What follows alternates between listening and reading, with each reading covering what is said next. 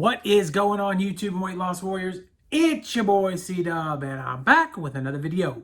And today I want to talk about hormones and weight loss and how they relate, and kind of what the theory is on why the calories in, calories out model doesn't really work. Before we hop into that, I wanted to let you guys know that your boy just got back from a 15,000 step day today, 6 miles in the books. I'm feeling good, and I'm ready to talk about this important topic. If you're new to this channel, I lost 125 pounds eating just one meal a day. I'd like to welcome you to the channel. I started it to hook you up with tips, tricks, knowledge, and ideas that I learned along the way in my journey to help you out on your journey. I hope you become a subscriber and a weight loss warrior so I can help you with tips just like I'm about to do, give you some information and knowledge to help you become healthier.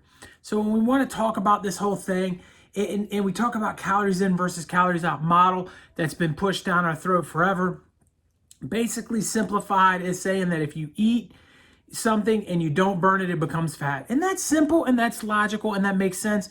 And to some standard, it's incredibly true. You know, your body is going to burn a certain amount of energy, and if you eat more than it burns, it's going to store as body fat.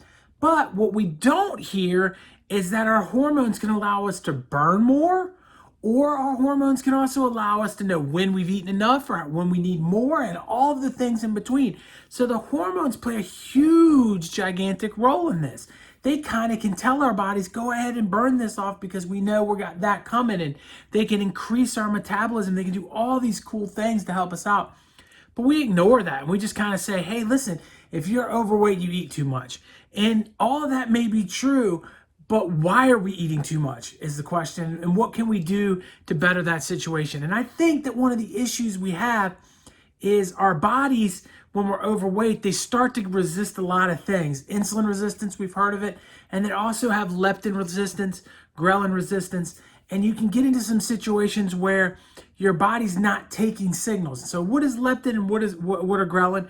Those are simple hormones that are telling you when you've had enough to eat and when you need to eat.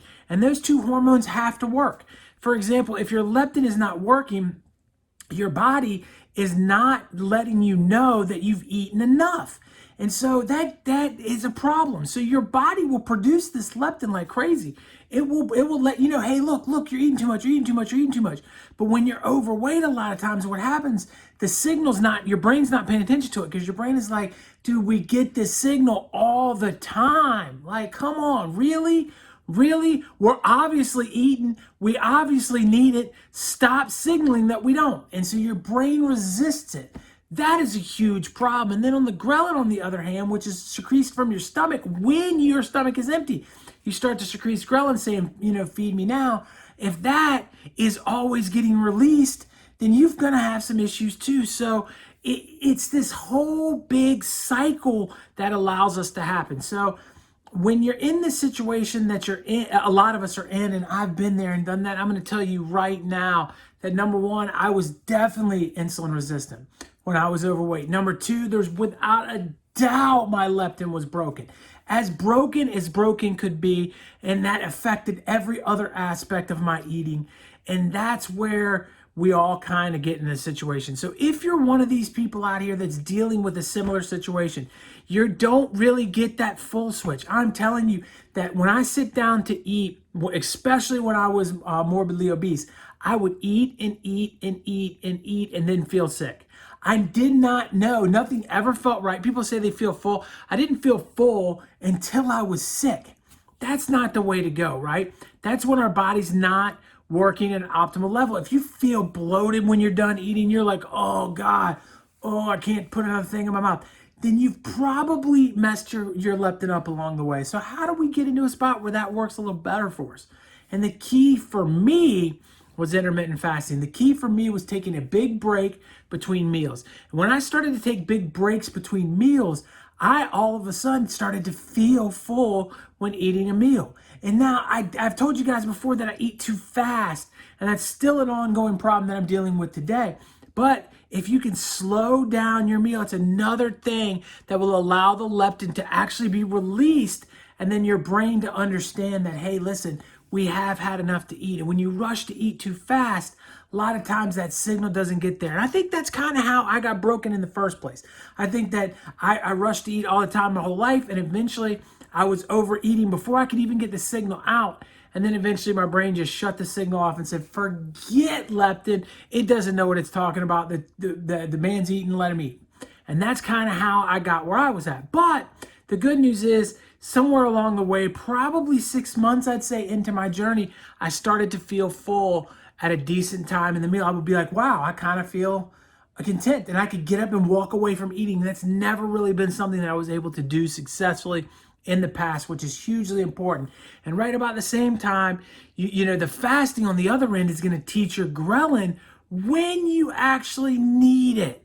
Like, for example, I go, 23 hours every day without eating, right? And so right about the 22-hour mark, I will feel like I'm getting a little bit hungry. And it's the ghrelin's way of communicating with me, saying, hey, listen, it's time, in case you didn't realize, it's time for you to go ahead and get some food. It's that quote time of day. So the ghrelin fixed itself ultimately too. My insulin resistant levels went down, my blood sugar stabilized, and the weight came off. And so I think all of these things are vitally important to weight loss. And I think that these hormones play a huge role in the game.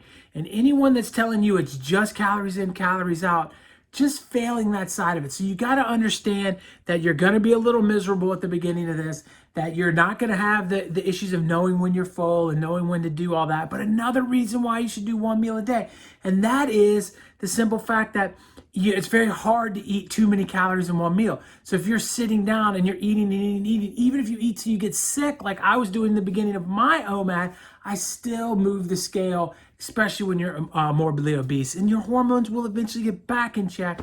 You'll start to feel better. Your body will start to produce better, and you'll get better results. And I'm telling you, you'll even get better rest out of it. It's going to do a lot of fixing for you. Just pick an intermittent fasting protocol. I'd say at least 16 hours.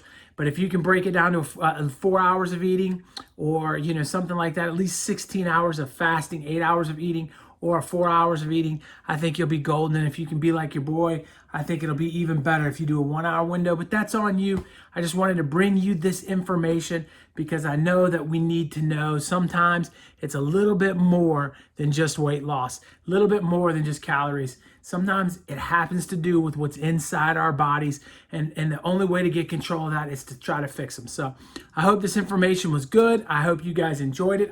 Right here is a video that I think you'll enjoy. Over here is a video that YouTube thinks you're going to enjoy. But before you get to those two, my face right there, subscribe to this channel, please, by clicking on it. I'll talk to you on the next one. Peace.